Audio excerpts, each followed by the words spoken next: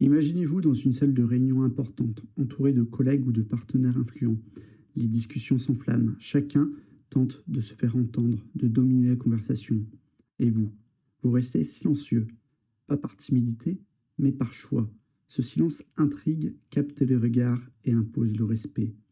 Comme Marc Aurèle le disait, celui qui vit en harmonie avec lui-même vit en harmonie avec l'univers.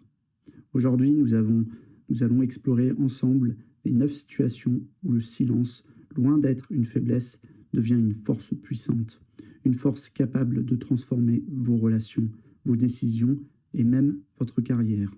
Restez bien jusqu'à la fin car la neuvième situation est celle qui pourrait littéralement changer votre vie. Vous êtes prêts à apprendre comment maîtriser cet art subtil?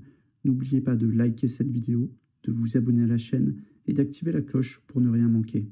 Ensemble, nous allons accomplir notre mission, atteindre la sagesse stoïcienne et avancer avec force et sérénité dans la maturité de la vie. Dans les salles vastes du Sénat romain, sous les voûtes où résonnaient les débats, un homme restait souvent silencieux, les voix s'élevaient, les arguments s'entrechoquaient comme des vagues contre des rochers, mais lui, il observait. Ce silence n'était pas de la passivité, c'était Marc Aurèle, maître de lui-même, stratège dans l'art de la parole. Il savait que répondre à la provocation avec précipitation, c'était perdre son avantage. Alors il attendait, laissant la tempête s'apaiser. Et lorsque le moment venait, il parlait. Ses mots rares et pesés résonnaient comme des vérités évidentes, imprégnant les esprits de leur force tranquille. Dans nos vies modernes, ce principe reste puissant. Le silence, loin d'être une faiblesse, est une manière de reprendre le contrôle dans les situations tendues. Il désarme, il apaise, il amplifie vos paroles lorsque vous choisissez enfin de les exprimer. Mais le silence n'est pas seulement une arme personnelle. Il peut aussi devenir une stratégie de communication redoutable, un moyen d'influencer et de guider les autres dans un brouhaha de discussions stériles. Et c'est ce que nous allons explorer dans la suite. Lorsque Marc Aurèle se tenait face à ses accusateurs, il ne répondait pas à leurs attaques. Les mots qu'il lançait pour le déstabiliser semblaient glisser sur lui, comme des vagues incapables d'éroder une falaise. Ce n'était pas de l'indifférence. Il comprenait que répondre à des rumeurs ou à des mensonges ne faisait que leur donner de l'importance. Il préférait se concentrer sur ses actes, sur ses décisions, sur la vérité qui, tôt ou tard, finit toujours par émerger d'elle-même. La meilleure manière de se venger est de ne pas leur ressembler, écrivait-il. Ce principe, simple et puissant, est un guide pour notre époque. Face au bruit et au jugement injuste, le silence devient une réponse plus éloquente que n'importe quelle justification. Dans une réunion où les voix se mêlent, dans un chaos stérile, où chacun défend son point de vue sans vraiment écouter, celui qui choisit de se taire se démarque. Il ne cherche pas à s'imposer, il attend que l'agitation s'apaise. Ce silence, loin d'être une absence, devient une présence. Il ressente la discussion, il invite les autres à réfléchir, il donne du poids à ce qui est dit. En maîtrisant cette stratégie, vous apprenez à transformer les conflits et les discussions inutiles en opportunités de dialogue constructif. Le silence, lorsqu'il est choisi avec intention, est une manière de réaffirmer votre pouvoir, non pas par des mots, mais par une posture ancrée dans la sagesse et la sérénité. Lorsque Marc Aurèle faisait face à des accusateurs, il ne se précipitait jamais pour répondre à leurs attaques. Leurs mots acérés et provocateurs glissaient sur lui comme des vagues impuissantes face à une falaise immuable. Ce silence n'était ni de l'indifférence ni de la faiblesse. Il comprenait que répondre à des rumeurs ou des mensonges ne faisait que accorder une importance imméritée. Au contraire, il choisissait de se concentrer sur ce qu'il maîtrisait, ses actes, ses décisions, sa vérité. La meilleure manière de se venger est de ne pas leur ressembler, écrivait-il. Ce principe, encore aujourd'hui, rappelle que le silence, lorsqu'il est porté avec intention, parle plus fort que n'importe quelle justification. Dans un monde où les discussions s'enlisent, souvent dans un bruit et la confusion, Ceux qui maîtrisent le silence imposent une présence. Ne pas chercher à s'imposer immédiatement, mais laisser l'agitation s'apaiser, c'est réaffirmer un pouvoir discret et stratégique. Ce silence recentre, invite à réfléchir, donne du poids à ce qui est dit. Mais le silence ne s'arrête pas à la communication. Dans les moments les plus durs, face à l'échec, aux critiques ou aux autres tempêtes émotionnelles, il devient un outil de résilience, un ancrage pour puiser en vous une force insoupçonnée. Et c'est cette dimension que nous allons explorer dans la suite.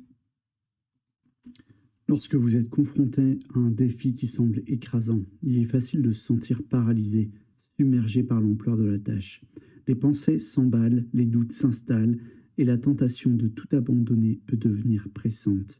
Mais c'est précisément dans ces moments que le silence devient votre allié le plus précieux. Arrêtez-vous, respirez profondément, laissez le brouhaha de vos pensées se calmer. Ce silence n'est pas une fuite, c'est un choix conscient de vous recentrer, de retrouver cette puissance intérieure qui sommeille en vous. Comme le disait Marc Aurèle, l'obstacle sur ton chemin devient le chemin. Chaque défi, aussi grand soit-il, peut être abordé si vous lui accordez la réflexion qu'il mérite. Prenez le temps de diviser ce défi en petites étapes, de regarder avec une distance nouvelle. Ce qui semblait insurmontable commence alors à se révéler sous un jour différent, plus accessible, plus maîtrisable. En choisissant de vous taire, vous créez un espace où la peur n'a plus d'emprise. Un espace où les solutions peuvent émerger. Chaque petite victoire devient un pas vers la résolution. Chaque instant de calme vous rapproche de la clarté. Ne cherchez pas à faire tout d'un coup, mais avancez un pas à la fois, avec détermination et sérénité. Dans ce silence, vous trouverez la force de persévérer, non pas parce que vous minimisez l'importance du défi, mais parce que vous réalisez que la clé réside en vous.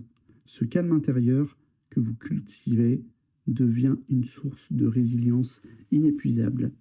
Avec chaque action réfléchie, vous transformez ce qui semblait insurmontable en une opportunité de grandir, de vous dépasser et de construire une version plus forte et plus sage de vous-même.